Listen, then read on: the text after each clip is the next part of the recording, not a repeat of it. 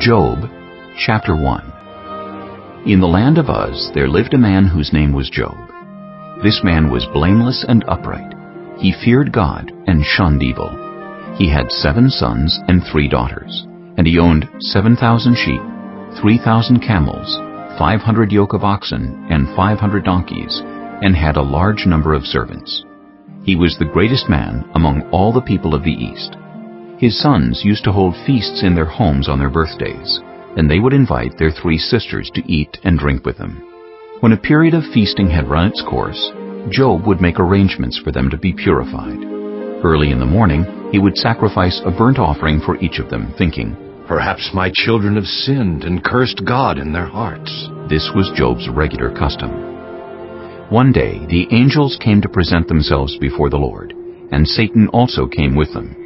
The Lord said to Satan, "Where have you come from?" Satan answered the Lord, "From roaming throughout the earth, going back and forth on it." Then the Lord said to Satan, "Have you considered my servant Job? There is no one on earth like him. He is blameless and upright, a man who fears God and shuns evil." "Does Job fear God for nothing?" Satan replied, "Have you not put a hedge around him and his household and everything he has? You have blessed the work of his hands, so that his flocks and herds are spread throughout the land. But now stretch out your hand and strike everything he has, and he will surely curse you to your face." The Lord said to Satan, "Very well then. Everything he has is in your power, but on the man himself do not lay a finger." Then Satan went out from the presence of the Lord.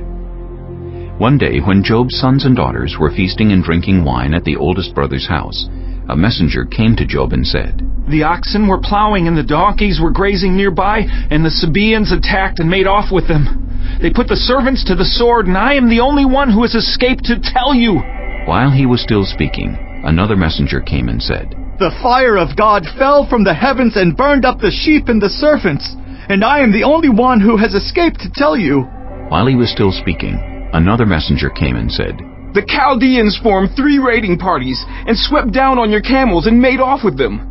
They put the servants to the sword, and I am the only one who has escaped to tell you." While he was still speaking, yet another messenger came and said, "Your sons and daughters were feasting and drinking wine at the oldest brother's house, when suddenly a mighty wind swept in from the desert and struck the 4 corners of the house. It collapsed on them, and they are dead, and I am the only one who has escaped to tell you." At this, Job got up and tore his robe and shaved his head. Then he fell to the ground in worship and said, "Naked I came from my mother's womb, and naked I will depart. The Lord gave, and the Lord has taken away. May the name of the Lord be praised." In all this, Job did not sin by charging God with wrongdoing. Chapter 2.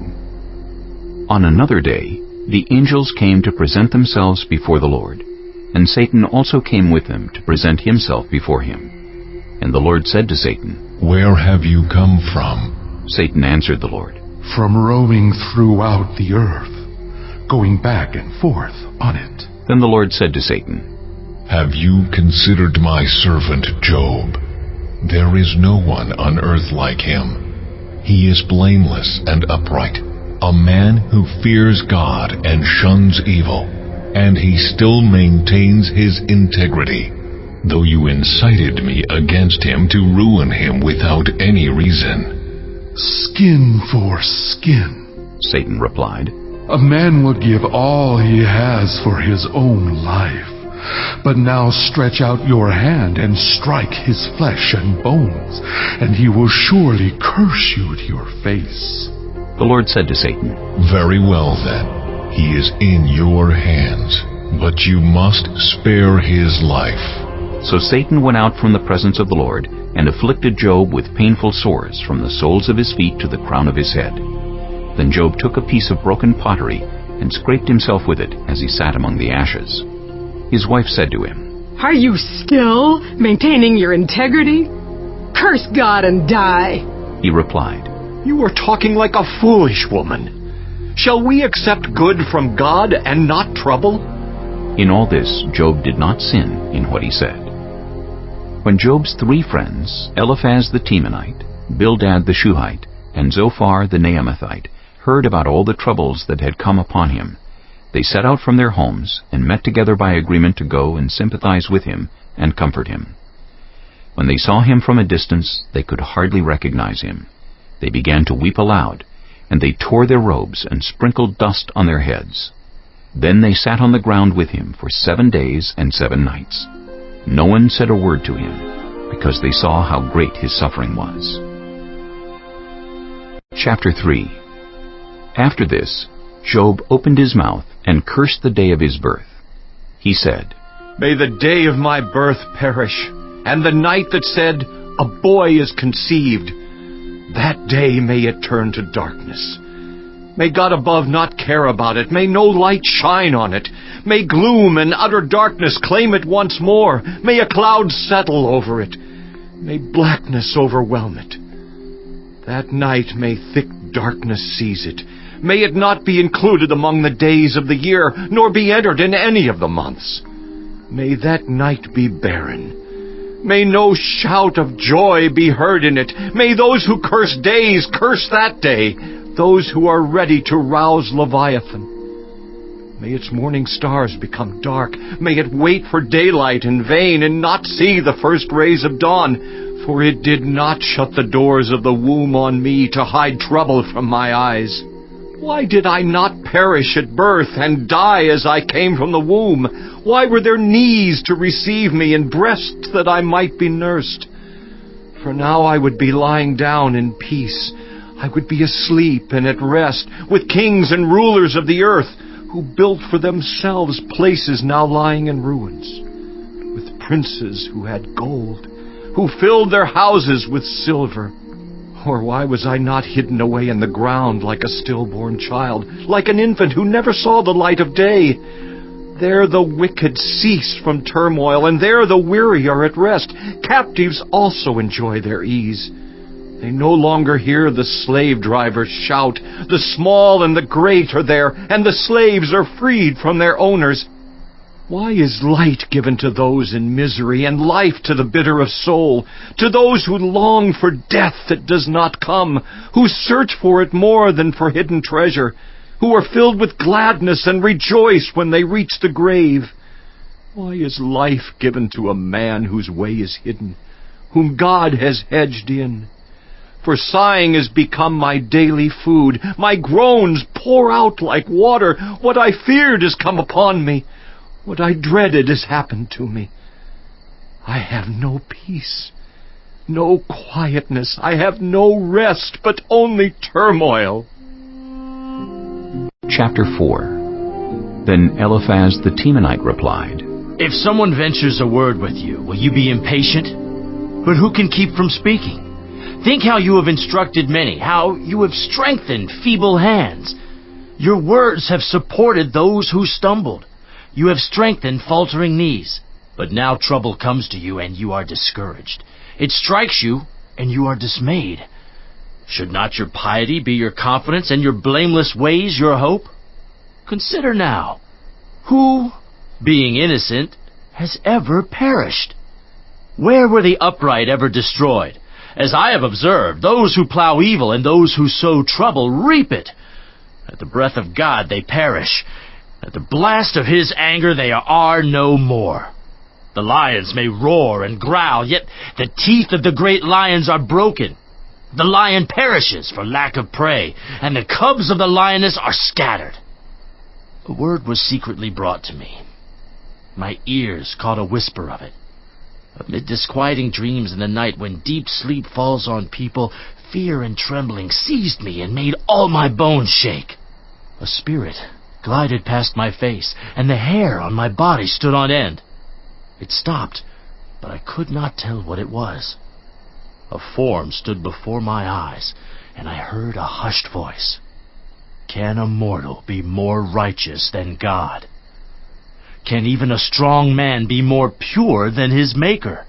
If God places no trust in his servants, if he charges his angels with error, how much more those who live in houses of clay, whose foundations are in the dust, who are crushed more readily than a moth? Between dawn and dusk they are broken to pieces, unnoticed. They perish forever. Are not the cords of their tent pulled up so that they die without wisdom? Chapter 5. Call if you will, but who will answer you? To which of the holy ones will you turn? Resentment kills a fool, and envy slays the simple. I myself have seen a fool taking root, but suddenly his house was cursed. His children are far from safety, crushed in court without a defender. The hungry consume his harvest, taking it even from among thorns, and the thirsty pant after his wealth. For hardship does not spring from the soil, nor does trouble sprout from the ground. Yet man is born to trouble, as surely as sparks fly upward. But if I were you, I would appeal to God. I would lay my cause before him. He performs wonders that cannot be fathomed, miracles that cannot be counted. He provides rain for the earth. He sends water on the countryside. The lowly he sets on high, and those who mourn are lifted to safety. He thwarts the plans of the crafty, so that their hands achieve no success. He catches the wise in their craftiness, and the schemes of the wily are swept away. Darkness comes upon them in the daytime. At noon they grope as in the night. He saves the needy from the sword in their mouth. He saves them from the clutches of the powerful. So the poor have hope, and injustice shuts its mouth. Blessed is the one whom God corrects. So do not despise the discipline of the Almighty, for he wounds, but he also binds up. He injures, but his hands also heal. From 6 calamities he will rescue you. In 7 no harm will touch you. In famine he will deliver you from death, and in battle from the stroke of the sword. You will be protected from the lash of the tongue, and need not fear when destruction comes. You will laugh at destruction and famine, and need not fear the wild animals. For you will have a covenant with the stones of the field, and the wild animals will be at peace with you. You will know that your tent is secure. You will take stock of your property and find nothing missing. You will know that your children will be many, and your descendants like the grass of the earth. You will come to the grave in full vigor, like sheaves gathered in season. We have examined this, and it is true. So hear it and apply it to yourself. Chapter 6. Then Job replied, If only my anguish could be weighed and all my misery be placed on the scales, it would surely outweigh the sand of the seas. No wonder my words have been impetuous. The arrows of the Almighty are in me. My spirit drinks in their poison. God's terrors are marshaled against me. Does a wild donkey bray when it has grass, or an ox bellow when it has fodder? Is tasteless food eaten without salt, or is there flavor in the sap of the mallow? I refuse to touch it. Such food makes me ill. Oh, that I might have my request, that God would grant what I hope for, that God would be willing to crush me, to let loose his hand and cut off my life. Then I would still have this consolation, my joy in unrelenting pain, that I had not denied the words of the Holy One. What strength do I have, that I should still hope? What prospects that I should be patient? Do I have the strength of stone? Is my flesh bronze? Do I have any power to help myself now that success has been driven from me? Anyone who withholds kindness from a friend forsakes the fear of the Almighty. But my brothers are as undependable as intermittent streams, as the streams that overflow when darkened by thawing ice and swollen with melting snow, but that stop flowing in the dry season, and in the heat vanish from their channels. Caravans turn aside from their routes. They go off into the wasteland and perish. The caravans of Tema look for water. The traveling merchants of Sheba look in hope. They are distressed because they had been confident. They arrived there only to be disappointed. Now you too have proved to be of no help. You see something dreadful and are afraid. Have I ever said, give something on my behalf? Pay a ransom for me from your wealth? Deliver me from the hand of the enemy? Rescue me from the clutches of the ruthless? Teach me, and I will be quiet. Show me where I have been wrong. How painful are honest words! But what do your arguments prove?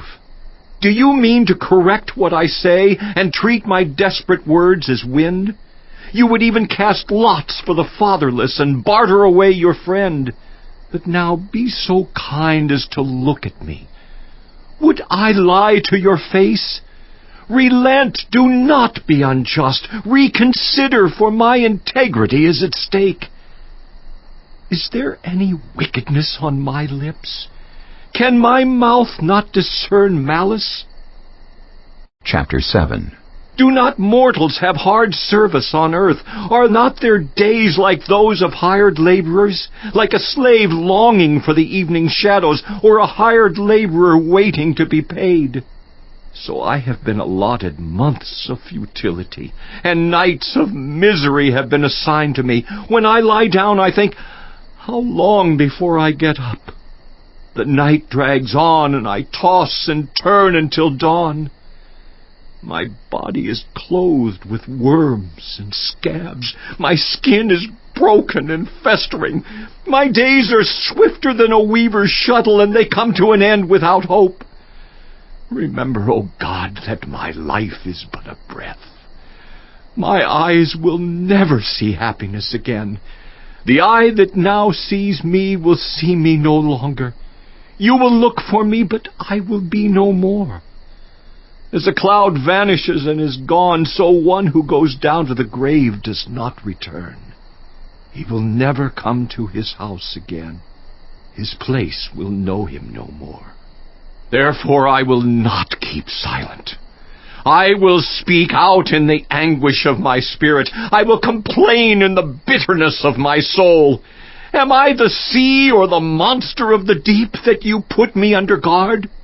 When I think my bed will comfort me and my couch will ease my complaint, even then you frighten me with dreams and terrify me with visions, so that I prefer strangling and death rather than this body of mine. I despise my life. I would not live forever. Let me alone. My days have no meaning. What is mankind that you make so much of them?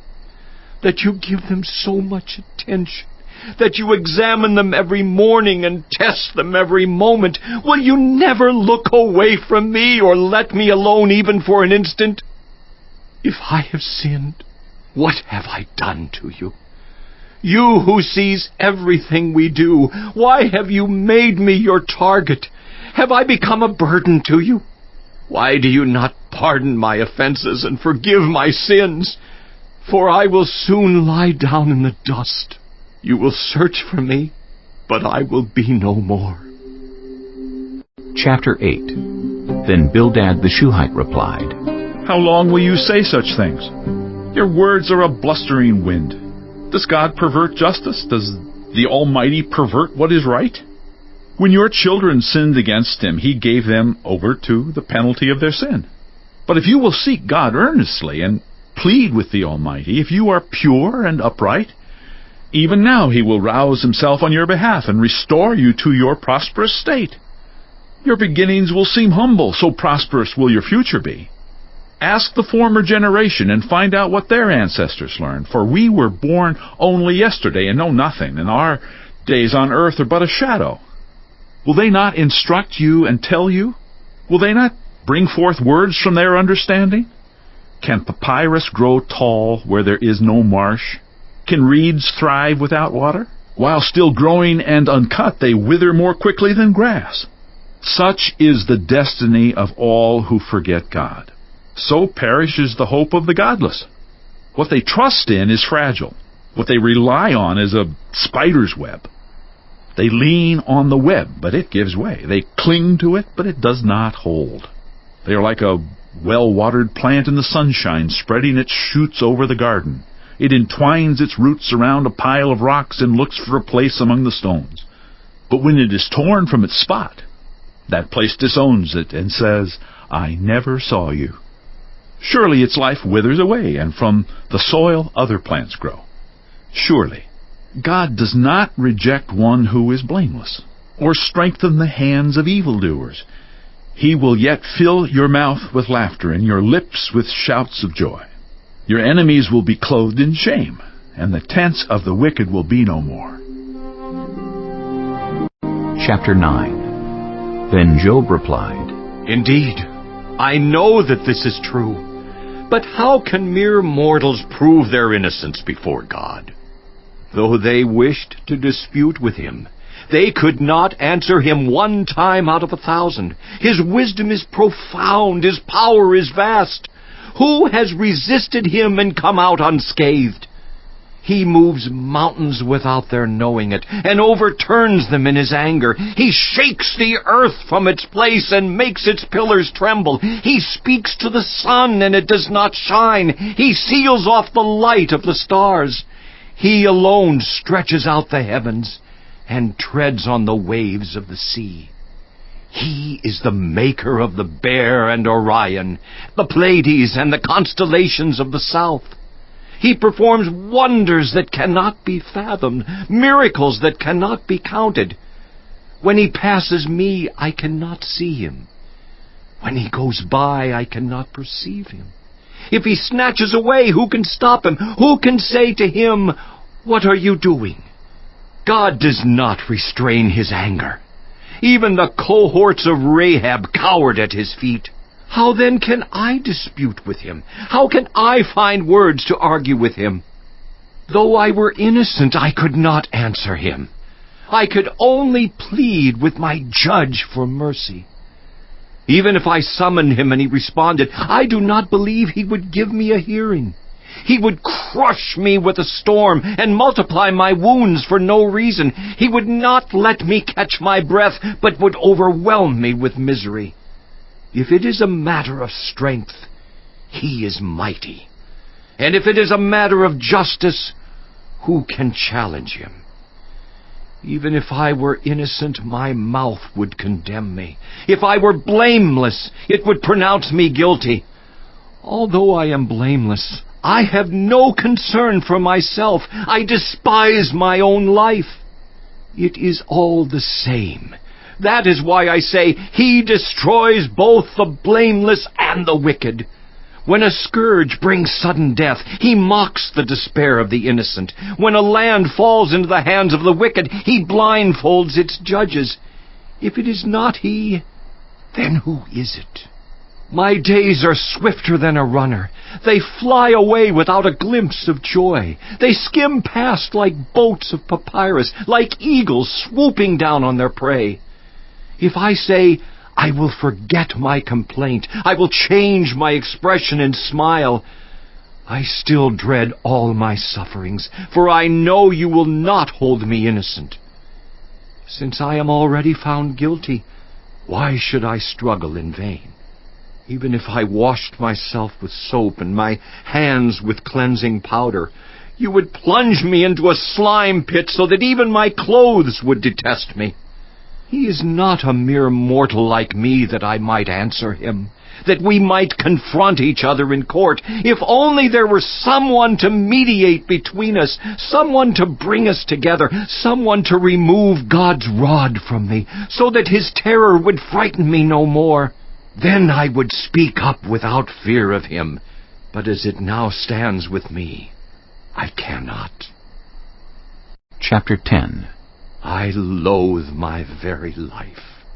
Therefore I will give free rein to my complaint and speak out in the bitterness of my soul. I say to God, do not declare me guilty, but tell me what charges you have against me. Does it please you to oppress me, to spurn the work of your hands while you smile on the plans of the wicked?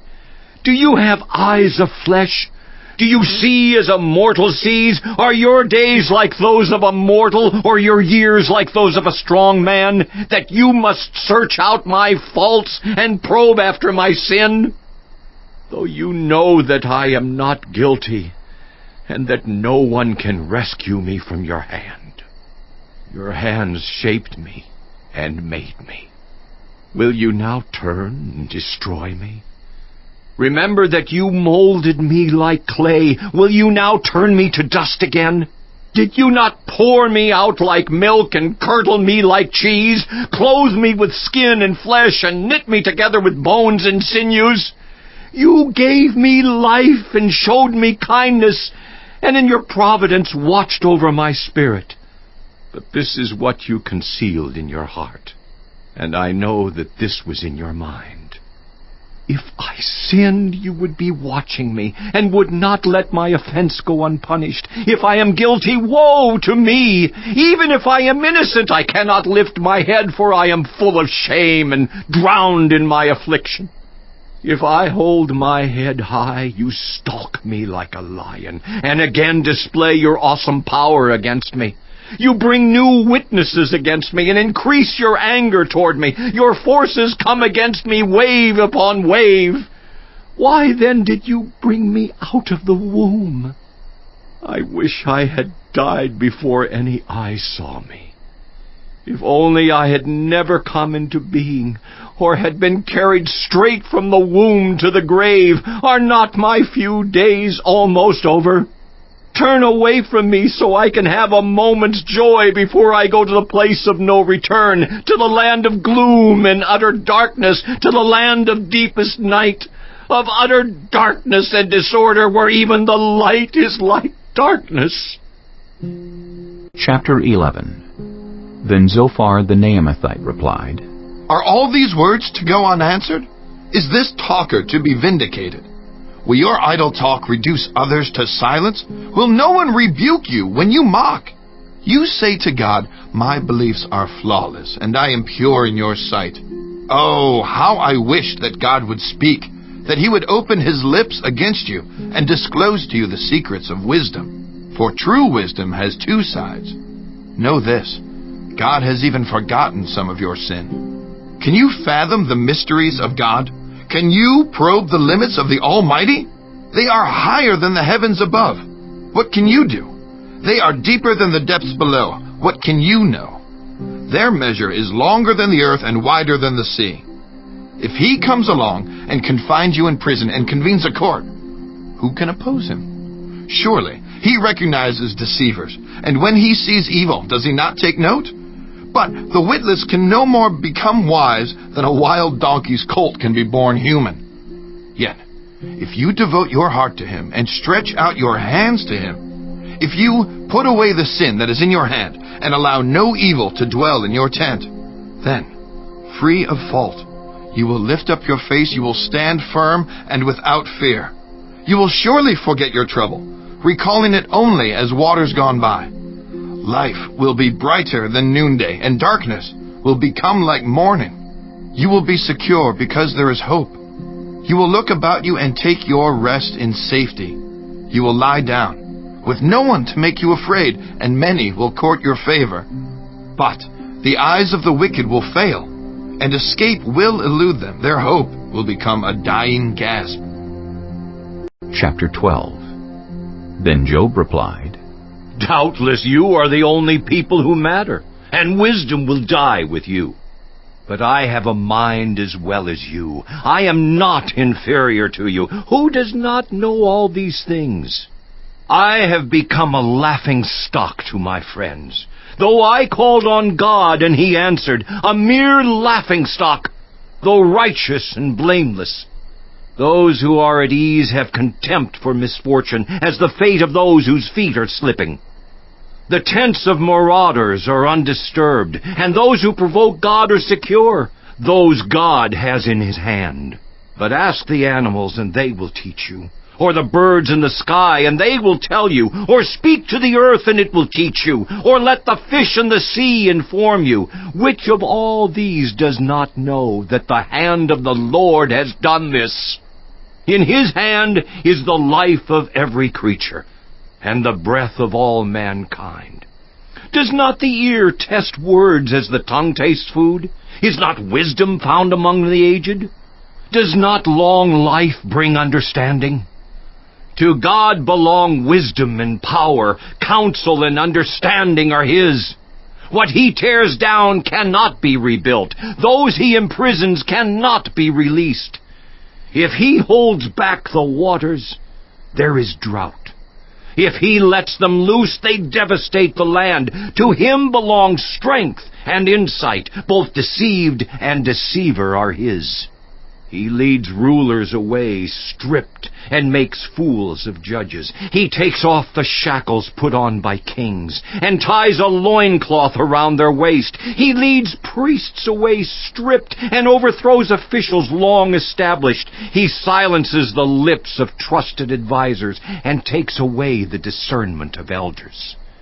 He pours contempt on nobles and disarms the mighty. He reveals the deep things of darkness and brings utter darkness into the light. He makes nations great and destroys them. He enlarges nations and disperses them. He deprives the leaders of the earth of their reason. He makes them wander in a trackless waste. They grope in darkness with no light. He makes them stagger like drunkards. Chapter 13. My eyes have seen all this. My ears have heard and understood it. What you know, I also know. I am not inferior to you, but I desire to speak to the Almighty and to argue my case with God. You, however, smear me with lies. You are worthless physicians, all of you. If only you would be altogether silent. For you, that would be wisdom. Hear now my argument. Listen to the pleas of my lips.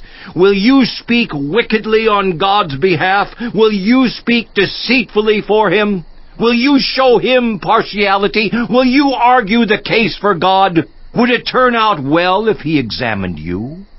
Could you deceive him as you might deceive a mortal? He would surely call you to account if you secretly showed partiality. Would not his splendor terrify you? Would not the dread of him fall on you? Your maxims are proverbs of ashes.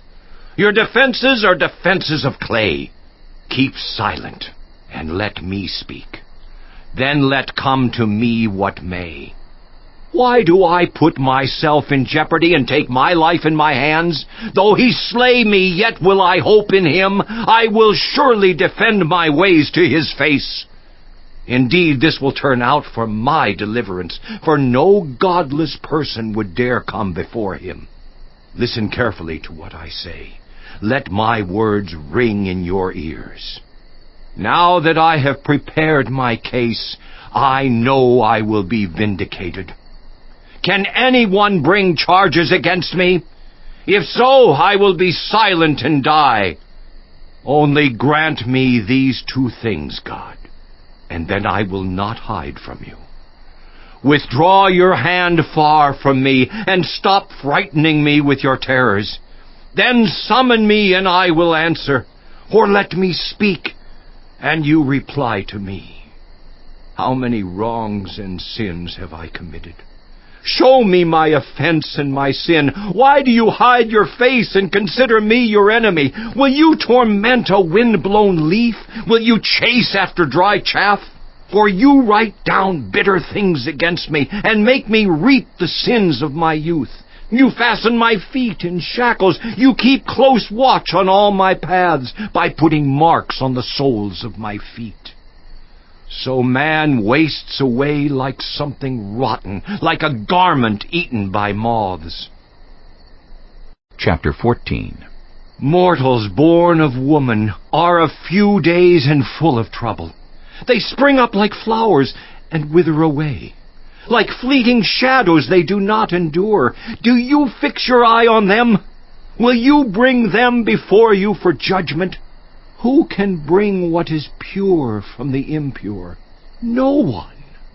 A person's days are determined. You have decreed the number of his months, and have set limits he cannot exceed. So look away from him and let him alone, till he has put in his time like a hired laborer.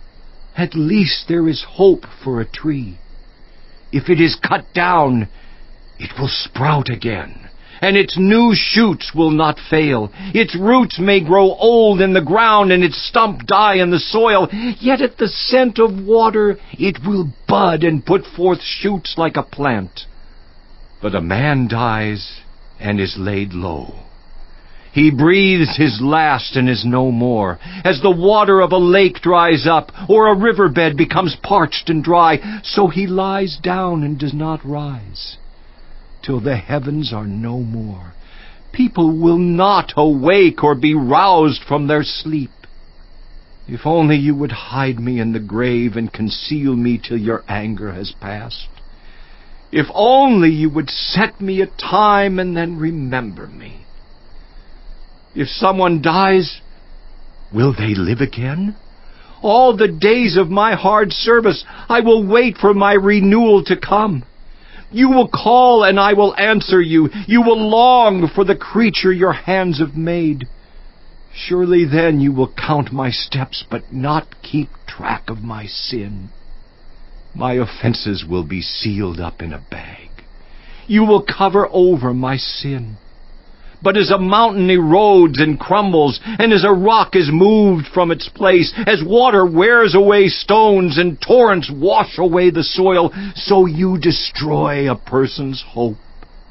You overpower them once for all, and they are gone. You change their countenance and send them away. If their children are honored, they do not know it. If their offspring are brought low, they do not see it. They feel but the pain of their own bodies and mourn only for themselves. Chapter 15. Then Eliphaz the Temanite replied, Would a wise person answer with empty notions, or fill their belly with the hot east wind? Would they argue with useless words, with speeches that have no value? But you even undermine piety and hinder devotion to God. Your sin prompts your mouth. You adopt the tongue of the crafty. Your own mouth condemns you, not mine. Your own lips testify against you. Are you the first man ever born? Were you brought forth before the hills? Do you listen in on God's counsel? Do you have a monopoly on wisdom? What do you know that we do not know? What insights do you have that we do not have? The gray-haired and the aged are on our side, men even older than your father. Are God's consolations not enough for you? Words spoken gently to you? Why has your heart carried you away? And why do your eyes flash so that you vent your rage against God and pour out such words from your mouth? What are mortals that they could be pure, or those born of woman that they could be righteous? If God places no trust in His holy ones, if even the heavens are not pure in His eyes, how much less mortals, who are vile and corrupt, who drink up evil like water? Listen to me, and I will explain to you. Let me tell you what I have seen, what the wise have declared, hiding nothing received from their ancestors, to whom alone the land was given when no foreigners moved among them. All his days the wicked man suffers torment, the ruthless man through all the years stored up for him. Terrifying sounds fill his ears. When all seems well, marauders attack him. He despairs of escaping the realm of darkness. He is marked for the sword. He wanders about for food like a vulture. He knows the day of darkness is at hand.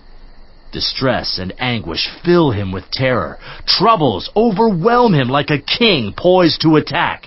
Because he shakes his fist at God and vaunts himself against the Almighty, defiantly charging against Him with a thick, strong shield. Though his face is covered with fat and his waist bulges with flesh, he will inhabit ruined towns and houses where no one lives, houses crumbling to rubble.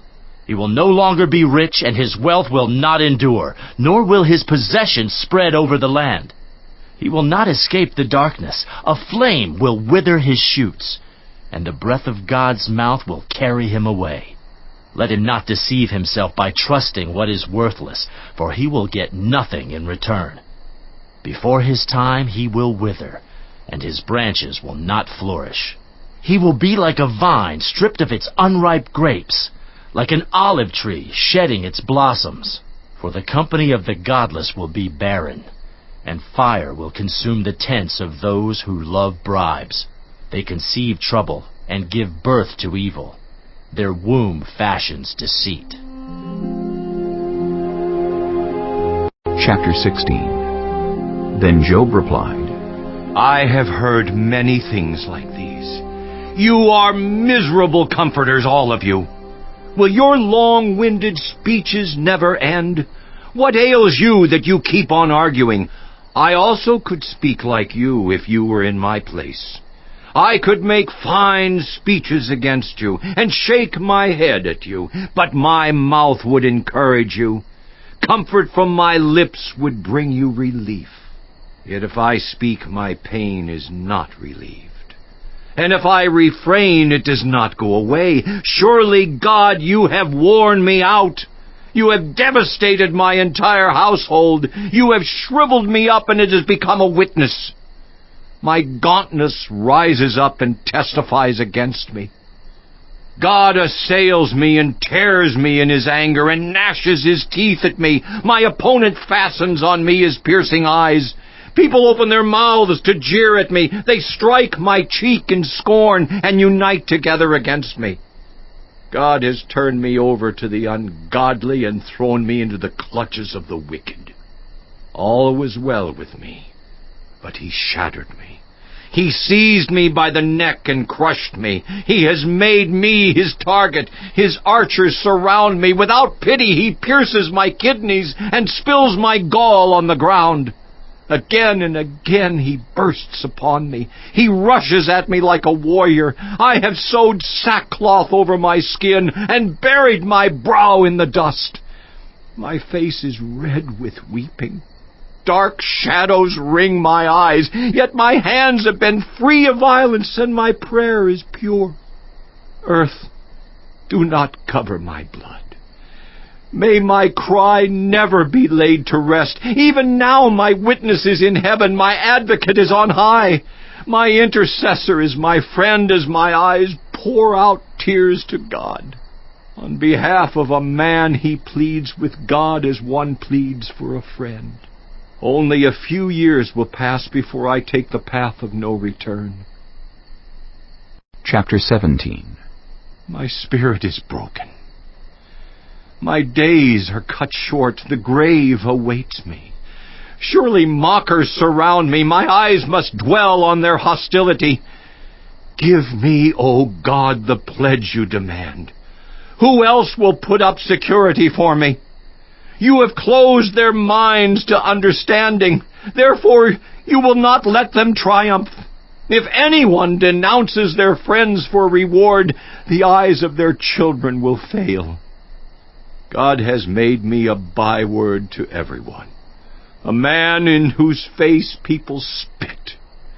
My eyes have grown dim with grief. My whole frame is but a shadow. The upright are appalled at this.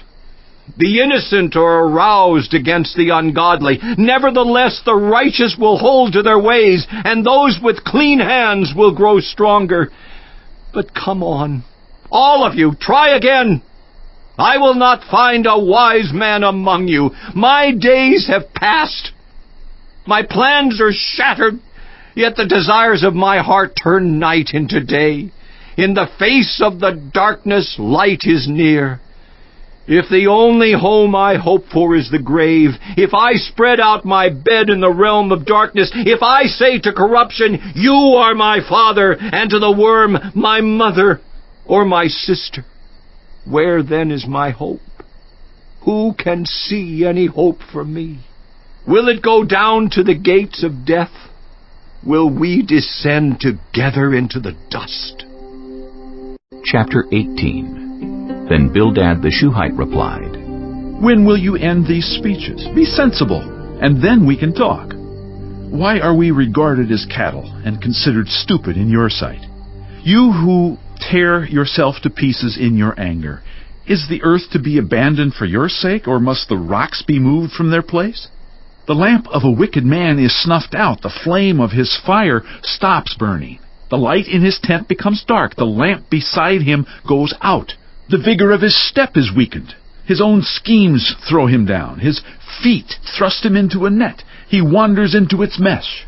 A trap seizes him by the heel. A snare holds him fast. A noose is hidden for him on the ground. A trap lies in his path. Terrors startle him on every side, and dog his every step. Calamity is hungry for him. Disaster is ready for him when he falls. It eats away parts of his skin. Death's firstborn devours his limbs. He is torn from the security of his tent and marched off to the king of terrors. Fire resides in his tent. Burning sulfur is scattered over his dwelling. His roots dry up below, and his branches wither above. The memory of him perishes from the earth. He has no name in the land. He is driven from light into the realm of darkness and is banished from the world. He has no offspring or descendants among his people, no survivor where once he lived. People of the west are appalled at his fate. Those of the east are seized with horror. Surely such is the dwelling of an evil man. Such is the place of one who does not know God. Chapter 19. Then Job replied, How long will you torment me and crush me with words? 10 times now you have reproached me. Shamelessly you attack me. If it is true that I have gone astray, my error remains my concern alone. If indeed you would exalt yourselves above me and use my humiliation against me, then know that God has wronged me and drawn his net around me. Though I cry violence, I get no response. Though I call for help, there is no justice. He has blocked my way so I cannot pass. He has shrouded my paths in darkness. He has stripped me of my honor and removed the crown from my head. He tears me down on every side till I am gone. He uproots my hope like a tree. His anger burns against me. He counts me among his enemies. His troops advance in force. They build a siege ramp against me and encamp around my tent. He has alienated my family from me. My acquaintances are completely estranged from me. My relatives have gone away. My closest friends have forgotten me. My guests and my female servants count me a foreigner. They look on me as on a stranger. I summon my servant, but he does not answer. Though I beg him with my own mouth, my breath is offensive to my wife. I am loathsome to my own family. Even the little boys scorn me. When I appear, they ridicule me. All my intimate friends detest me. Those I love have turned against me. I am nothing but skin and bones. I have escaped only by the skin of my teeth. Have pity on me, my friends. Have pity. For the hand of God has struck me. Why do you pursue me as God does? Will you never get enough of my flesh? Oh, that my words were recorded, that they were written on a scroll, that they were inscribed with an iron tool on lead, or engraved in rock forever. I know that my Redeemer lives, and that in the end he will stand on the earth. And after my skin has been destroyed, yet in my flesh I will see God. I myself will see him with my own eyes. I and not another. How my heart yearns within me. If you say, How will we hound him, since the root of the trouble lies in him? You should fear the sword yourselves. For wrath will bring punishment by the sword, and then you will know that there is judgment. Chapter 20. Then Zophar the Naamathite replied, My troubled thoughts prompt me to answer, because I am greatly disturbed. I hear a rebuke that dishonors me, and my understanding inspires me to reply. Surely you know how it has been from of old, ever since mankind was placed on the earth, that the mirth of the wicked is brief. The joy of the godless lasts but a moment. Though the pride of the godless person reaches to the heavens, and his head touches the clouds, he will perish forever, like his own dung. Those who have seen him will say, "Where is he?" Like a dream, he flies away, no more to be found, banished, like a vision of the night. The eye that saw him will not see him again. His place will look on him no more. His children must make amends to the poor. His own hands must give back his wealth. The youthful vigor that fills his bones will lie with him in the dust. Though evil is sweet in his mouth and he hides it under his tongue, though he cannot bear to let it go and lets it linger in his mouth, yet his food will turn sour in his stomach. It will become the venom of serpents within him. He will spit out the riches he swallowed. God will make his stomach vomit them up. He will suck the poison of serpents. The fangs of an adder will kill him. He will not enjoy the streams, the rivers flowing with honey and cream. What he toiled for, he must give back uneaten. He will not enjoy the profit from his trading, for he has oppressed the poor and left them destitute. He has seized houses he did not build. Surely he will have no respite from his craving. He cannot save himself by his treasure. Nothing is left for him to devour. His prosperity will not endure. In the midst of his plenty, distress will overtake him. The full force of misery will come upon him. When he has filled his belly, God will vent his burning anger against him and rain down his blows on him. Though he flees from an iron weapon, a bronze-tipped arrow pierces him. He pulls it out of his back, the gleaming point out of his liver. Terrors will come over him. Total darkness lies in wait for his treasures. A fire unfanned will consume him and devour what is left in his tent. The heavens will expose his guilt. The earth will rise up against him. A flood will carry off his house. Rushing waters on the day of God's wrath. Such is the fate God allots the wicked, the heritage appointed for them by God. Chapter 21. Then Job replied, Listen carefully to my words. Let this be the consolation you give me. Bear with me while I speak, and after I have spoken, mock on. Is my complaint directed to a human being? Why should I not be impatient? Look at me and be appalled. Clap your hand over your mouth. When I think about this, I am terrified. Trembling seizes my body. Why do the wicked live on, growing old and increasing in power? They see their children established around them, their offspring before their eyes.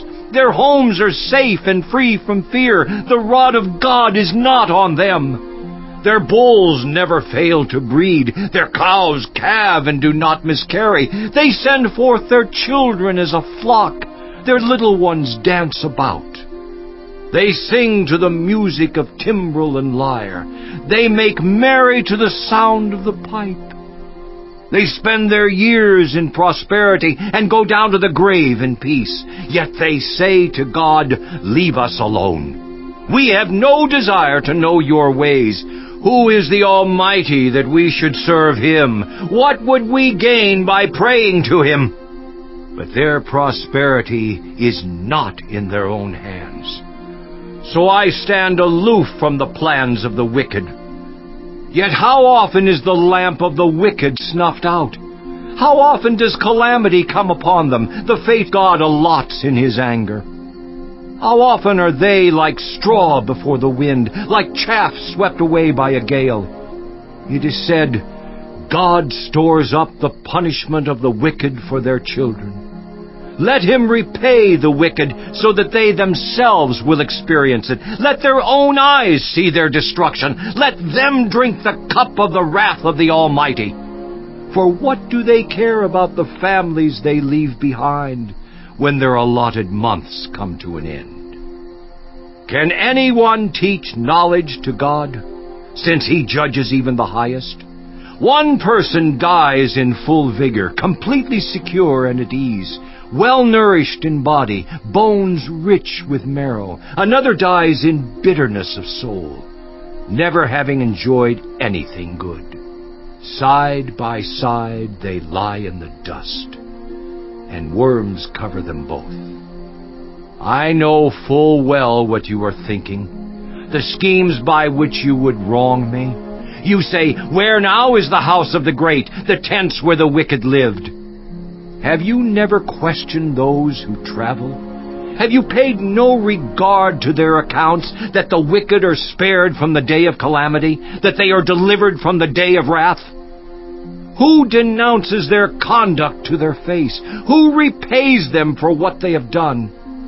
They are carried to the grave, and watch is kept over their tombs. The soil in the valley is sweet to them. Everyone follows after them, and a countless throng goes before them. So how can you console me with your nonsense? Nothing is left of your answers but falsehood. Chapter 22. Then Eliphaz the Temanite replied, Can a man be of benefit to God? Can even a wise person benefit him? What pleasure would it give the Almighty if you were righteous? What would he gain if your ways were blameless? Is it for your piety that he rebukes you and brings charges against you? Is not your wickedness great? Are not your sins endless? You demanded security from your relatives for no reason. You stripped people of their clothing, leaving them naked. You gave no water to the weary, and you withheld food from the hungry. Though you were a powerful man owning land, an honored man living on it. And you sent widows away empty-handed and broke the strength of the fatherless. That is why snares are all around you, why sudden peril terrifies you, why it is so dark you cannot see, and why a flood of water covers you. Is not God in the heights of heaven? And see how lofty are the highest stars. Yet you say, What does God know? Does he judge through such darkness? Thick clouds veil him, so he does not see us as he goes about in the vaulted heavens. Will you keep to the old path that the wicked have trod? They were carried off before their time, their foundations washed away by a flood. They said to God, Leave us alone! What can the Almighty do to us? Yet it was he who filled their houses with good things, so I stand aloof from the plans of the wicked. The righteous see their ruin and rejoice. The innocent mock them, saying, Surely our foes are destroyed, and fire devours their wealth. Submit to God, and be at peace with him. In this way prosperity will come to you. Accept instruction from his mouth, and lay up his words in your heart. If you return to the Almighty, you will be restored. If you remove wickedness far from your tent, and assign your nuggets to the dust, your gold of Ophir to the rocks in the ravines, then the Almighty will be your gold, the choicest silver for you. Surely then you will find delight in the Almighty, and will lift up your face to God. You will pray to him, and he will hear you, and you will fulfill your vows. What you decide on will be done, and light will shine on your ways. When people are brought low and you say, Lift them up, then he will save the downcast. He will deliver even one who is not innocent, who will be delivered through the cleanness of your hands. Chapter 23. Then Job replied, Even today my complaint is bitter. His hand is heavy in spite of my groaning. If only I knew where to find him. If only I could go to his dwelling. I would state my case before him and fill my mouth with arguments. I would find out what he would answer me and consider what he would say to me. Would he vigorously oppose me? No, he would not press charges against me. There the upright can establish their innocence before him, and there I would be delivered forever from my judge. But if I go to the east, he is not there. If I go to the west, I do not find him. When he is at work in the north, I do not see him. When he turns to the south, I catch no glimpse of him. But he knows the way that I take. When he has tested me, I will come forth as gold. My feet have closely followed his steps. I have kept to his way without turning aside. I have not departed from the commands of his lips. I have treasured the words of his mouth more than my daily bread. But he stands alone, and who can oppose him? He does whatever he pleases. He carries out his decree against me, and many such plans he still has in store. That is why I am terrified before him. When I think of all this, I fear him. God has made my heart faint. The Almighty has terrified me. Yet I am not silenced by the darkness, by the thick darkness that covers my face. Chapter 24. Why does the Almighty not set times for judgment? Why must those who know him look in vain for such days? There are those who move boundary stones. They pasture flocks they have stolen. They drive away the orphan's donkey and take the widow's ox in pledge. They thrust the needy from the path and force all the poor of the land into hiding. Like wild donkeys in the desert, the poor go about their labor of foraging food. The wasteland provides food for their children. They gather fodder in the fields and glean in the vineyards of the wicked. Lacking clothes, they spend the night naked. They have nothing to cover themselves in the cold. They are drenched by mountain rains and hug the rocks for lack of shelter. The fatherless child is snatched from the breast. The infant of the poor is seized for a debt. Lacking clothes, they go about naked. They carry the sheaves, but still go hungry. They crush olives among the terraces. They tread the wine presses, yet suffer thirst. The groans of the dying rise from the city, and the souls of the wounded cry out for help, but God charges no one with wrongdoing. There are those who rebel against the light, who do not know its ways, or stay in its paths. When daylight is gone, the murderer rises up, kills the poor and needy, and in the night steals forth like a thief. The eye of the adulterer watches for dusk. He thinks, no eye will see me, and he keeps his face concealed. In the dark, thieves break into houses, but by day they shut themselves in. They want nothing to do with the light. For all of them, midnight is their morning. They make friends with the terrors of darkness, yet they are foam on the surface of the water. Their portion of the land is cursed, so that no one goes to the vineyards. As heat and drought snatch away the melted snow, so the grave snatches away those who have sinned. The womb forgets them, the worm feasts on them. The wicked are no longer remembered, but are broken like a tree. They prey on the barren and childless woman, and to the widow they show no kindness. But God drags away the mighty by his power. Though they become established, they have no assurance of life. He may let them rest in a feeling of security, but his eyes are on their ways. For a little while they are exalted, and then they are gone. They are brought low and gathered up like all others. They are cut off like heads of grain. If this is not so, who can prove me false and reduce my words to nothing?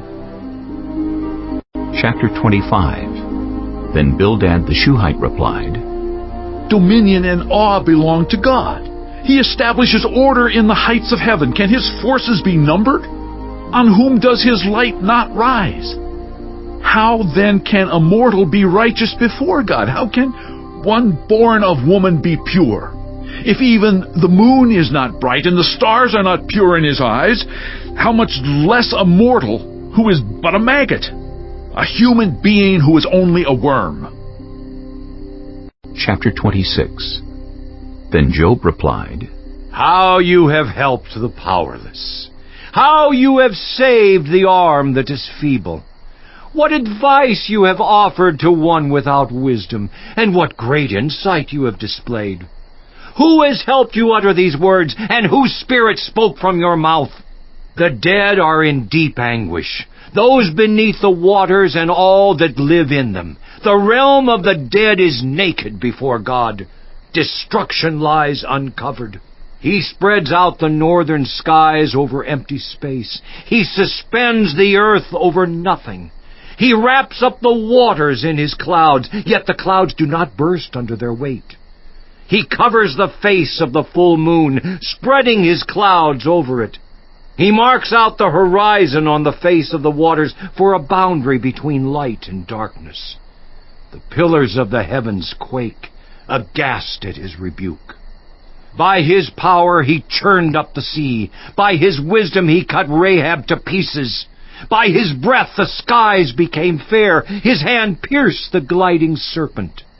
And these are but the outer fringe of his works. How faint the whisper we hear of him. Who then can understand the thunder of his power? Chapter 27. And Job continued his discourse. As surely as God lives, who has denied me justice? The Almighty, who has made my life bitter.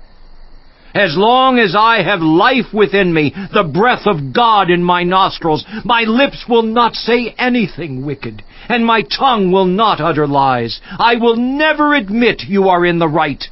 Till I die, I will not deny my integrity. I will maintain my innocence and never let go of it. My conscience will not reproach me as long as I live. May my enemy be like the wicked, my adversary like the unjust. For what hope have the godless when they are cut off, when God takes away their life? Does God listen to their cry when distress comes upon them? Will they find delight in the Almighty? Will they call on God at all times? I will teach you about the power of God. The ways of the Almighty I will not conceal. You have all seen this yourselves. Why then this meaningless talk? Here is the fate God allots to the wicked, the heritage a ruthless man receives from the Almighty. However many his children, their fate is the sword. His offspring will never have enough to eat. The plague will bury those who survive him, and their widows will not weep for them. Though he heaps up silver like dust, and clothes like piles of clay, what he lays up the righteous will wear, and the innocent will divide his silver. The house he builds is like a moth's cocoon, like a hut made by a watchman. He lies down wealthy, but will do so no more. When he opens his eyes, all is gone. Terrors overtake him like a flood. A tempest snatches him away in the night. The east wind carries him off, and he is gone. It sweeps him out of his place. It hurls itself against him without mercy as he flees headlong from its power. It claps its hands in derision and hisses him out of his place. Chapter 28. There is a mine for silver, and a place where gold is refined. Iron is taken from the earth, and copper is smelted from ore. Mortals put an end to the darkness. They search out the farthest recesses for ore in the blackest darkness. Far from human dwellings they cut a shaft, in places untouched by human feet. Far from other people they dangle and sway.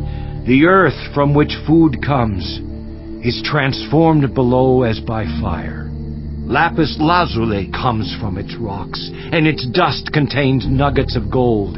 No bird of prey knows that hidden path. No falcon's eye has seen it. Proud beasts do not set foot on it, and no lion prowls there. People assault the flinty rock with their hands, and lay bare the roots of the mountains. They tunnel through the rock. Their eyes see all its treasures. They search the sources of the rivers and bring hidden things to light. But where can wisdom be found? Where does understanding dwell? No mortal comprehends its worth. It cannot be found in the land of the living. The deep says, "It is not in me." The sea says, "It is not with me." It cannot be bought with the finest gold, nor can its price be weighed out in silver. It cannot be bought with the gold of Ophir, with precious onyx or lapis lazuli. Neither gold nor crystal can compare with it, nor can it be had for jewels of gold. Coral and jasper are not worthy of mention. The price of wisdom is beyond rubies.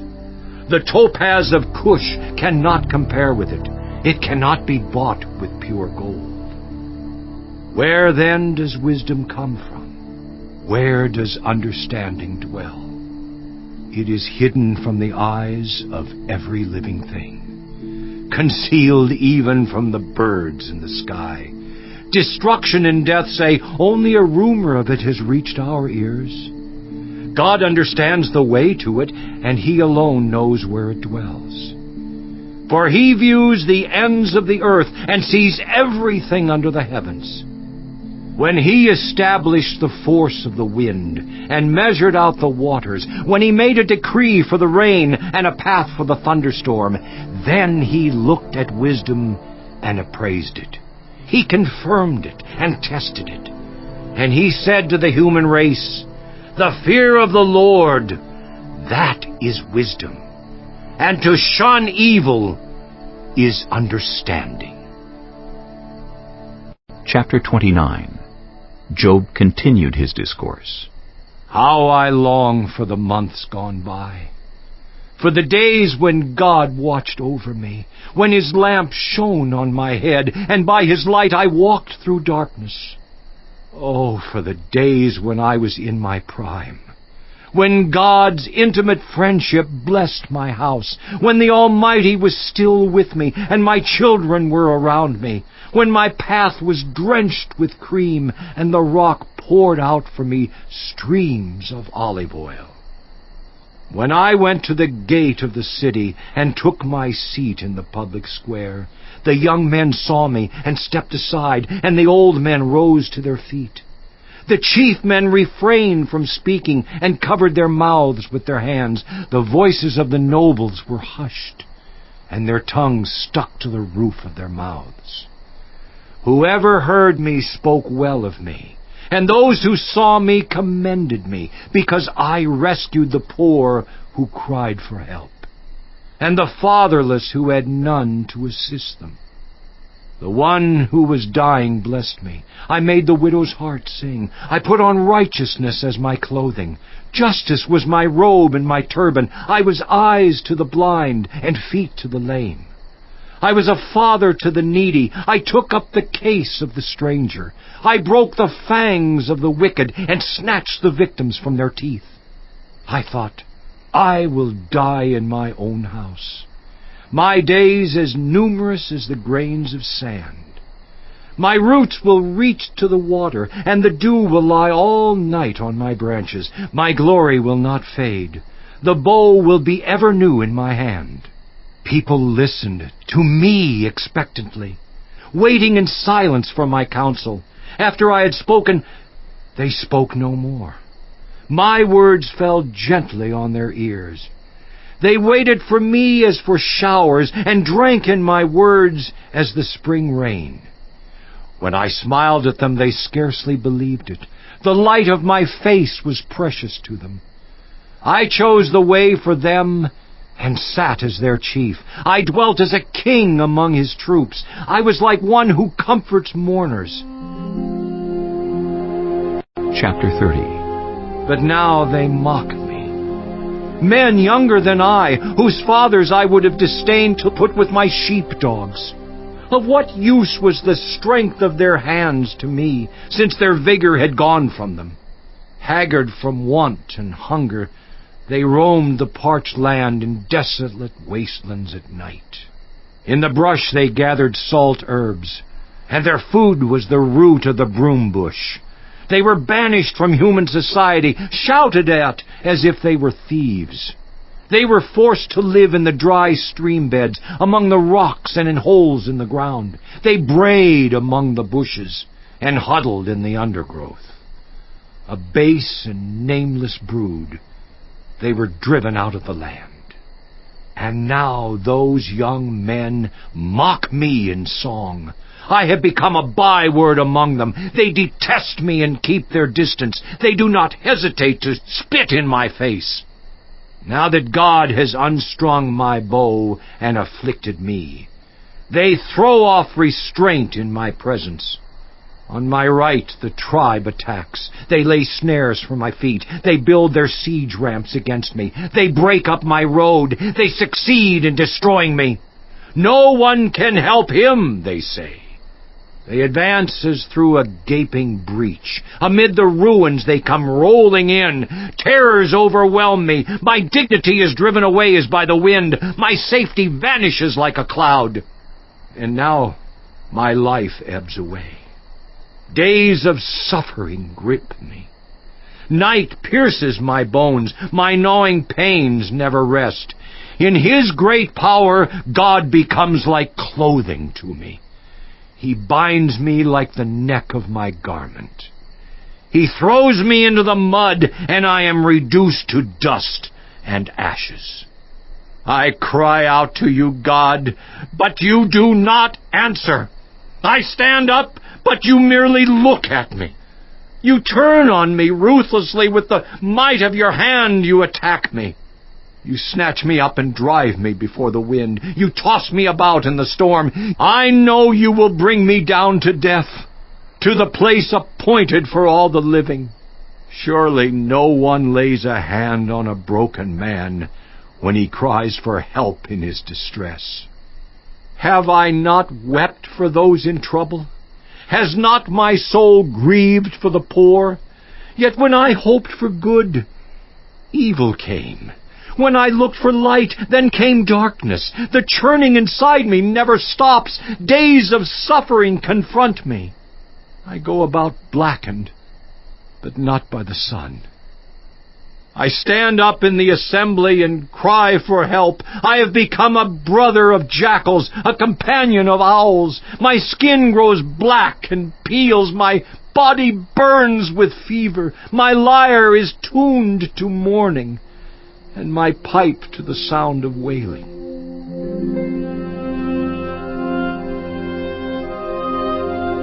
Chapter 31.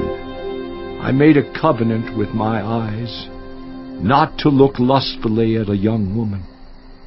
For what is our lot from God above, our heritage from the Almighty on high? Is it not ruin for the wicked, disaster for those who do wrong? Does He not see my ways and count my every step? If I have walked with falsehood, or my foot has hurried after deceit, let God weigh me in honest scales, and He will know that I am blameless. If my steps have turned from the path, if my heart has been led by my eyes, or if my hands have been defiled, then may others eat what I have sown, and may my crops be uprooted. If my heart has been enticed by a woman, or if I have lurked at my neighbor's door, then may my wife grind another man's grain, and may other men sleep with her. For that would have been wicked, a sin to be judged. It is a fire that burns to destruction. It would have uprooted my harvest. If I have denied justice to any of my servants, whether male or female, when they had a grievance against me, what will I do when God confronts me? What will I answer when called to account? Did not He who made me in the womb make them?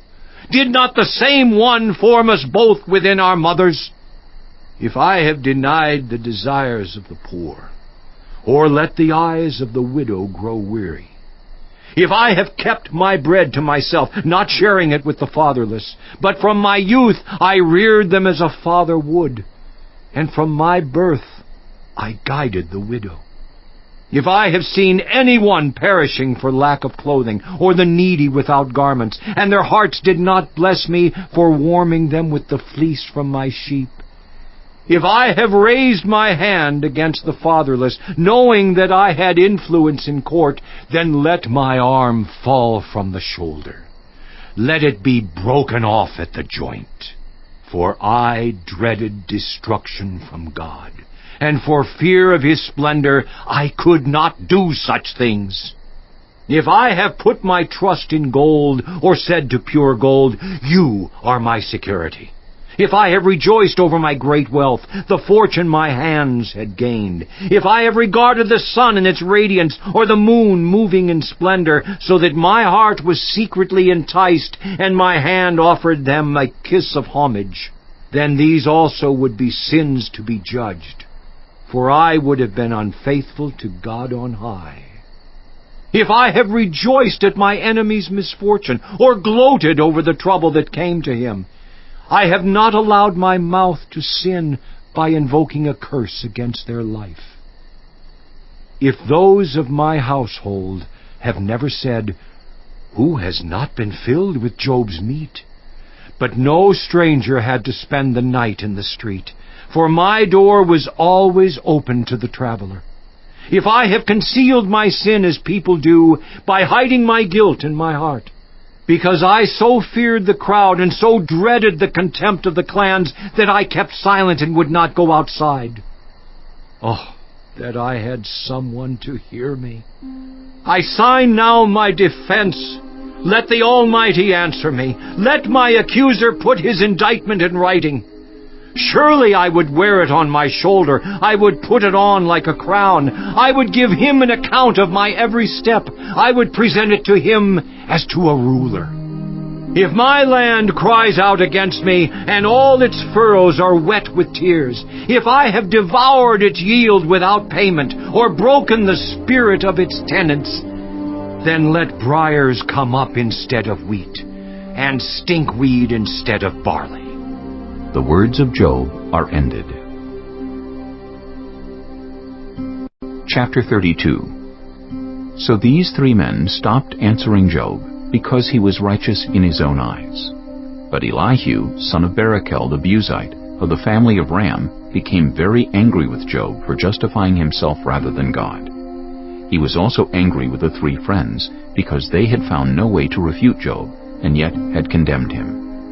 Now Elihu had waited before speaking to Job, because they were older than he. But when he saw that the three men had nothing more to say, his anger was aroused. So Elihu, son of Barachel the Buzite, said, I am young in years, and you are old. That is why I was fearful, not daring to tell you what I know. I thought, age should speak. Advanced years should teach wisdom. But it is the spirit in a person, the breath of the Almighty, that gives them understanding. It is not only the old who are wise, not only the aged who understand what is right. Therefore I say, listen to me. I too will tell you what I know. I waited while you spoke. I listened to your reasoning. While you were searching for words, I gave you my full attention. But not one of you has proved Job wrong. None of you has answered his arguments. Do not say, we have found wisdom. Let God, not a man, refute him. But Job has not marshaled his words against me, and I will not answer him with your arguments. They are dismayed and have no more to say. Words have failed them. Must I wait, now that they are silent, now that they stand there with no reply?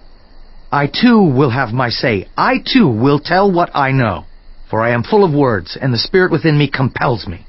Inside, I am like bottled up wine, like new wineskins ready to burst. I must speak and find relief. I must open my lips and reply. I will show no partiality, nor will I flatter anyone. For if I were skilled in flattery, my Maker would soon take me away. Chapter 33. But now, Job, listen to my words. Pay attention to everything I say. I am about to open my mouth. My words are on the tip of my tongue. My words come from an upright heart. My lips sincerely speak what I know. The Spirit of God has made me. The breath of the Almighty gives me life. Answer me then if you can. Stand up and argue your case before me. I am the same as you in God's sight. I too am a piece of clay. No fear of me should alarm you, nor should my hand be heavy on you. But you have said in my hearing, I heard the very words, I am pure, I have done no wrong, I am clean and free from sin, yet God has found fault with me. He considers me his enemy. He fastens my feet in shackles. He keeps close watch on all my paths. But I tell you, in this you are not right. For God is greater than any mortal. Why do you complain to him that he responds to no one's words?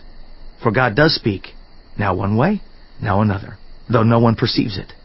In a dream, in a vision of the night, when deep sleep falls on people as they slumber in their beds, he may speak in their ears and terrify them with warnings, to turn them from wrongdoing and keep them from pride, to preserve them from the pit, their lives from perishing by the sword. Or someone may be chastened on a bed of pain, with constant distress in their bones, so that their body finds food repulsive and their soul loathes the choicest meal. Their flesh wastes away to nothing, and their bones, once hidden, now stick out. They draw near to the pit, and their life to the messengers of death. Yet, if there is an angel at their side, a messenger, 1 out of 1,000, sent to tell them how to be upright, and he is gracious to that person and says to God, "Spare them from going down to the pit. I have found a ransom for them. Let their flesh be renewed like a child's. Let them be restored as in the days of their youth." Then that person can pray to God and find favor with him. They will see God's face and shout for joy. He will restore them to full well-being. And they will go to others and say, "I have sinned. I have perverted what is right, but I did not get what I deserved. God has delivered me from going down to the pit, and I shall live to enjoy the light of life." God does all these things to a person, twice, even 3 times, to turn them back from the pit, that the light of life may shine on them. Pay attention, Job, and listen to me. Be silent, and I will speak. If you have anything to say, answer me. Speak up, for I want to vindicate you. But if not, then listen to me. Be silent, and I will teach you wisdom. Chapter 34. Then Elihu said, Hear my words, you wise men. Listen to me, you men of learning. For the ear tests words as the tongue tastes food. Let us discern for ourselves what is right. Let us learn together what is good. Job says, I am innocent, but God denies me justice. Although I am right, I am considered a liar. Although I am guiltless, his arrow inflicts an incurable wound. Is there anyone like Job, who drinks scorn like water? He keeps company with evildoers. He associates with the wicked. For he says, there is no profit in trying to please God. So listen to me, you men of understanding. Far be it from God to do evil, from the Almighty to do wrong. He repays everyone for what they have done. He brings on them what their conduct deserves. It is unthinkable that God would do wrong, that the Almighty would pervert justice. Who appointed him over the earth? Who put him in charge of the whole world? If it were his intention, and he withdrew his spirit and breath, all humanity would perish together, and mankind would return to the dust. If you have understanding, hear this. Listen to what I say. Can someone who hates justice govern? Will you condemn the just and mighty one? Is he not the one who says to kings, you are worthless, and to nobles, you are wicked, who shows no partiality to princes, and does not favor the rich over the poor, for they are all the work of his hands. They die in an instant, in the middle of the night. The people are shaken and they pass away. The mighty are removed without human hand. His eyes are on the ways of mortals. He sees their every step. There is no deep shadow, no utter darkness where evildoers can hide. God has no need to examine people further, that they should come before him for judgment. Without inquiry, he shatters the mighty and sets up others in their place. Because he takes note of their deeds, he overthrows them in the night, and they are crushed. He punishes them for their wickedness where everyone can see them, because they turned from following him and had no regard for any of his ways. They caused the cry of the poor to come before him, so that he heard the cry of the needy. But if he remains silent, who can condemn him? If he hides his face, who can see him? Yet he is over individual and nation alike, to keep the godless from ruling, from laying snares for the people. Suppose someone says to God, I am guilty, but will offend no more. Teach me what I cannot see. If I have done wrong, I will not do so again. Should God then reward you on your terms when you refuse to repent? You must decide, not I. So tell me what you know. Men of understanding, declare. Wise men who hear me, say to me. Job speaks without knowledge. His words lack insight. Oh, that Job might be tested to the utmost for answering like a wicked man. To his sin he adds rebellion. Scornfully he claps his hands among us and multiplies his words against God. Chapter 35. Then Elihu said, Do you think this is just? You say, I am in the right, not God. Yet you ask him, what profit is it to me, and what do I gain by not sinning? I would like to reply to you, and to your friends with you. Look up at the heavens and see. Gaze at the clouds so high above you. If you sin, how does that affect him? If your sins are many, what does that do to him? If you are righteous, what do you give to him? Or what does he receive from your hand? Your wickedness only affects humans like yourself, and your righteousness only other people. People cry out under a load of oppression. They plead for relief from the arm of the powerful. But no one says, Where is God my Maker, who gives songs in the night, who teaches us more than he teaches the beasts of the earth, and makes us wiser than the birds in the sky? He does not answer when people cry out, because of the arrogance of the wicked. Indeed, God does not listen to their empty plea. The Almighty pays no attention to it. How much less, then, will he listen when you say that you do not see him, that your case is before him, and you must wait for him, and further, that his anger never punishes, and he does not take the least notice of wickedness? So Job opens his mouth with empty talk. Without knowledge he multiplies words. Chapter 36. Elihu continued, Bear with me a little longer, and I will show you that there is more to be said in God's behalf. I get my knowledge from afar. I will ascribe justice to my Maker. Be assured that my words are not false. One who has perfect knowledge is with you. God is mighty, but despises no one. He is mighty and firm in his purpose. He does not keep the wicked alive, but gives the afflicted their rights. He does not take his eyes off the righteous. He enthrones them with kings and exalts them forever. But if people are bound in chains, held fast by cords of affliction, he tells them what they have done, that they have sinned arrogantly. He makes them listen to correction and commands them to repent of their evil. If they obey and serve him, they will spend the rest of their days in prosperity and their years in contentment. But if they do not listen, they will perish by the sword and die without knowledge. The godless in heart harbor resentment. Even when he fetters them, they do not cry for help. They die in their youth among male prostitutes of the shrines. But those who suffer he delivers in their suffering. He speaks to them in their affliction. He is wooing you from the jaws of distress to a spacious place free from restriction, to the comfort of your table, laden with choice food. But now you are laden with the judgment due the wicked. Judgment and justice have taken hold of you. Be careful that no one entices you by riches. Do not let a large bribe turn you aside. Would your wealth or even all your mighty efforts sustain you so you would not be in distress? Do not long for the night to drag people away from their homes. Beware of turning to evil which you seem to prefer to affliction. God is exalted in his power. Who is a teacher like him?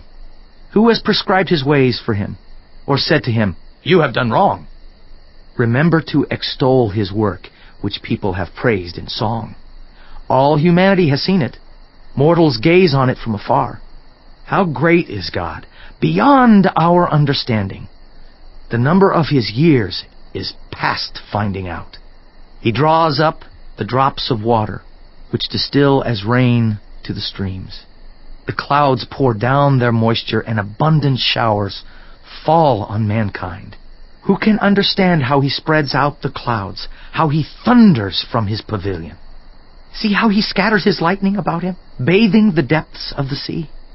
This is the way he governs the nations and provides food in abundance. He fills his hands with lightning and commands it to strike its mark. His thunder announces the coming storm. Even the cattle make known its approach. Chapter 37. At this my heart pounds and leaps from its place. Listen! Listen to the roar of his voice, to the rumbling that comes from his mouth. He unleashes his lightning beneath the whole heaven and sends it to the ends of the earth. After that comes the sound of his roar. He thunders with his majestic voice. When his voice resounds, he holds nothing back. God's voice thunders in marvelous ways. He does great things beyond our understanding. He says to the snow, "Fall on the earth," and to the rain shower, "Be a mighty downpour," so that everyone he has made may know his work. He stops all people from their labor. The animals take cover. They remain in their dens. The tempest comes out from its chamber, the cold from the driving winds. The breath of God produces ice, and the broad waters become frozen. He loads the clouds with moisture. He scatters his lightning through them. At his direction, they swirl around over the face of the whole earth to do whatever he commands them. He brings the clouds to punish people or to water his earth and show his love. Listen to this, Job. Stop and consider God's wonders. Do you know how God controls the clouds and makes his lightning flash? Do you know how the clouds hang poised, those wonders of him who has perfect knowledge? You who swelter in your clothes when the land lies hushed under the south wind, can you join him in spreading out the skies, hard as a mirror of cast bronze? Tell us what we should say to him. We cannot draw up our case because of our darkness. Should he be told that I want to speak? Would anyone ask to be swallowed up? Now, no one can look at the sun, bright as it is in the skies, after the wind has swept them clean. Out of the north he comes in golden splendor. God comes in awesome majesty. The Almighty is beyond our reach and exalted in power. In his justice and great righteousness, he does not oppress. Therefore, people revere him. For does he not have regard for all the wise in heart? Chapter 38. Then the Lord spoke to Job out of the storm. He said, Who is this that obscures my plans with words without knowledge? Brace yourself like a man. I will question you, and you shall answer me. Where were you when I laid the earth's foundation? Tell me if you understand. Who marked off its dimensions? Surely you know. Who stretched a measuring line across it? On what were its footings set? Or who laid its cornerstone? While the morning stars sang together and all the angels shouted for joy. Who shut up the sea behind doors when it burst forth from the womb? When I made the clouds its garment and wrapped it in thick darkness, when I fixed limits for it and set its doors and bars in place, when I said, This far you may come and no farther, here is where your proud waves halt. Have you ever given orders to the morning, or shown the dawn its place, that it might take the earth by the edges and shake the wicked out of it? The earth takes shape like clay under a seal. Its features stand out like those of a garment. The wicked are denied their light, and their upraised arm is broken. Have you journeyed to the springs of the sea, or walked in the recesses of the deep? Have the gates of death been shown to you? Have you seen the gates of the deepest darkness? Have you comprehended the vast expanses of the earth? Tell me if you know all this. What is the way to the abode of light? And where does darkness reside? Can you take them to their places? Do you know the paths to their dwellings? Surely you know, for you were already born. You have lived so many years. Have you entered the storehouses of the snow, or seen the storehouses of the hail, which I reserve for times of trouble, for days of war and battle? What is the way to the place where the lightning is dispersed, or the place where the east winds are scattered over the earth? Who cuts a channel for the torrents of rain, and a path for the thunderstorm, to water a land where no one lives, an uninhabited desert, to satisfy a desolate wasteland and make it sprout with grass? Does the rain have a father? Who fathers the drops of dew? From whose womb comes the ice? Who gives birth to the frost from the heavens, when the waters become hard as stone, when the surface of the deep is frozen? Can you bind the chains of the Pleiades? Can you loosen Orion's belt? Can you bring forth the constellations in their seasons, or lead out the bear with its cubs? Do you know the laws of the heavens? Can you set up God's dominion over the earth? Can you raise your voice to the clouds and cover yourself with a flood of water? Do you send the lightning bolts on their way? Do they report to you, "Here we are"? Who gives the ibis wisdom, or gives the rooster understanding? Who has the wisdom to count the clouds? Who can tip over the water jars of the heavens when the dust becomes hard and the clods of earth stick together? Do you hunt the prey for the lioness and satisfy the hunger of the lions when they crouch in their dens or lie in wait in a thicket? Who provides food for the raven when its young cry out to God and wander about for lack of food?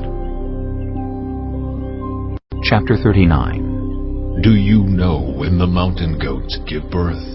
Do you watch when the doe bears her fawn? Do you count the months till they bear? Do you know the time they give birth?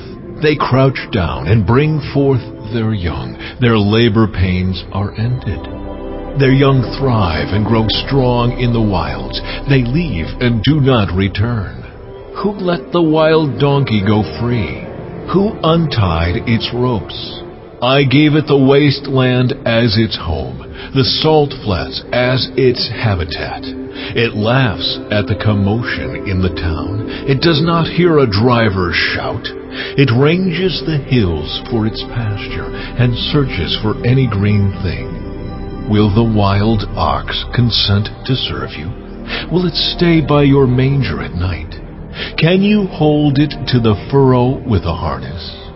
Will it till the valleys behind you? Will you rely on it for its great strength?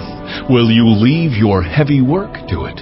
Can you trust it to haul in your grain and bring it to your threshing floor? The wings of the ostrich flap joyfully, though they cannot compare with the wings and feathers of the stork. She lays her eggs on the ground and lets them warm in the sand, unmindful that a foot may crush them, that some wild animal may trample them. She treats her young harshly, as if they were not hers. She cares not that her labor was in vain, for God did not endow her with wisdom, or give her a share of good sense. Yet when she spreads her feathers to run, she laughs at horse and rider. Do you give the horse its strength, or clothe its neck with a flowing mane? Do you make it leap like a locust, striking terror with its proud snorting? It paws fiercely, rejoicing in its strength, and charges into the fray. It laughs at fear, afraid of nothing. It does not shy away from the sword. The quiver rattles against its side, along with the flashing spear and lance. In frenzied excitement, it eats up the ground. It cannot stand still when the trumpet sounds. At the blast of the trumpet it snorts, "Aha!" It catches the scent of battle from afar, the shout of commanders and the battle cry. Does the hawk take flight by your wisdom, and spread its wings toward the south? Does the eagle soar at your command, and build its nest on high? It dwells on a cliff, and stays there at night. A rocky crag is its stronghold. From there it looks for food, its eyes detect it from afar. Its young ones feast on blood, and where the slain are, there it is. Chapter 40. The Lord said to Job, Will the one who contends with the Almighty correct him? Let him who accuses God answer him. Then Job answered the Lord, I am unworthy. How can I reply to you? I put my hand over my mouth. I spoke once, but I have no answer. Twice, but I will say no more. Then the Lord spoke to Job out of the storm. Brace yourself like a man. I will question you, and you shall answer me. Would you discredit my justice? Would you condemn me to justify yourself? Do you have an arm like God's, and can your voice thunder like His? Then adorn yourself with glory and splendor, and clothe yourself in honor and majesty. Unleash the fury of your wrath. Look at all who are proud and bring them low. Look at all who are proud and humble them. Crush the wicked where they stand. Bury them all in the dust together. Shroud their faces in the grave. Then I myself will admit to you that your own right hand can save you. Look at Behemoth, which I made along with you, and which feeds on grass like an ox. What strength it has in its loins, what power in the muscles of its belly. Its tail sways like a cedar. The sinews of its thighs are close-knit. Its bones are tubes of bronze. Its limbs like rods of iron. It ranks first among the works of God, yet its maker can approach it with his sword. The hills bring it their produce, and all the wild animals play nearby. Under the lotus plants it lies, hidden among the reeds in the marsh. The lotuses conceal it in their shadow. The poplars by the stream surround it. A raging river does not alarm it. It is secure, though the Jordan should surge against its mouth. Can anyone capture it by the eyes, or trap it and pierce its nose? Chapter 41. Can you pull in Leviathan with a fishhook, or tie down its tongue with a rope? Can you put a cord through its nose, or pierce its jaw with a hook? Will it keep begging you for mercy? Will it speak to you with gentle words? Will it make an agreement with you for you to take it as your slave for life? Can you make a pet of it like a bird, or put it on a leash for the young women in your house? Will traders barter for it? Will they divide it up among the merchants? Can you fill its hide with harpoons, or its head with fishing spears? If you lay a hand on it, you will remember the struggle and never do it again. Any hope of subduing it is false. The mere sight of it is overpowering. No one is fierce enough to rouse it. Who then is able to stand against me? Who has a claim against me that I must pay? Everything under heaven belongs to me. I will not fail to speak of Leviathan's limbs, its strength and its graceful form. Who can strip off its outer coat? Who can penetrate its double coat of armor? Who dares open the doors of its mouth, ringed about with fearsome teeth? Its back has rows of shields, tightly sealed together. Each is so close to the next that no air can pass between. They are joined fast to one another. They cling together and cannot be parted. Its snorting throws out flashes of light. Its eyes are like the rays of dawn. Flames stream from its mouth. Sparks of fire shoot out. Smoke pours from its nostrils as from a boiling pot over burning reeds. Its breath sets coals ablaze, and flames dart from its mouth. Strength resides in its neck. Dismay goes before it. The folds of its flesh are tightly joined. They are firm and immovable. Its chest is hard as rock, hard as a lower millstone. When it rises up, the mighty are terrified. They retreat before its thrashing. The sword that reaches it has no effect, nor does the spear, or the dart, or the javelin. Iron it treats like straw, and bronze like rotten wood. Arrows do not make it flee. Slingstones are like chaff to it. A club seems to it but a piece of straw. It laughs at the rattling of the lance. Its undersides are jagged potsherds, leaving a trail in the mud like a threshing sledge. It makes the depths churn like a boiling cauldron, and stirs up the sea like a pot of ointment. It leaves a glistening wake behind it. One would think the deep had white hair. Nothing on earth is its equal, a creature without fear. It looks down on all that are haughty. It is king over all that are proud. Chapter 42. Then Job replied to the Lord, I know that you can do all things. No purpose of yours can be thwarted. You asked, who is this that obscures my plans without knowledge? Surely I spoke of things I did not understand, things too wonderful for me to know. You said, listen now, and I will speak.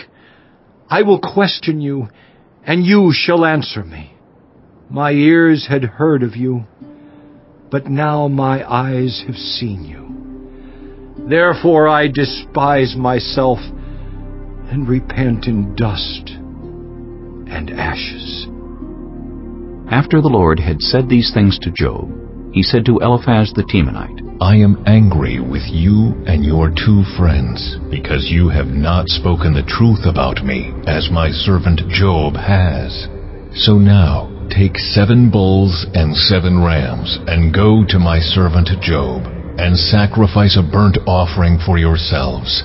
My servant Job will pray for you, and I will accept his prayer and not deal with you according to your folly. You have not spoken the truth about me, as my servant Job has. So Eliphaz the Temanite, Bildad the Shuhite, and Zophar the Naamathite did what the Lord told them, and the Lord accepted Job's prayer. After Job had prayed for his friends, the Lord restored his fortunes and gave him twice as much as he had before. All his brothers and sisters and everyone who had known him before came and ate with him in his house. They comforted and consoled him over all the trouble the Lord had brought on him, and each one gave him a piece of silver and a gold ring. The Lord blessed the latter part of Job's life more than the former part. He had 14,000 sheep, 6,000 camels, 1,000 yoke of oxen, and 1,000 donkeys. And he also had 7 sons and 3 daughters. The first daughter he named Jemimah, the second Keziah, and the third Keren-Happuch. Nowhere in all the land were there found women as beautiful as Job's daughters, and their father granted them an inheritance along with their brothers. After this, Job lived 140 years. He saw his children and their children to the 4th generation. And so Job died, an old man and full of years.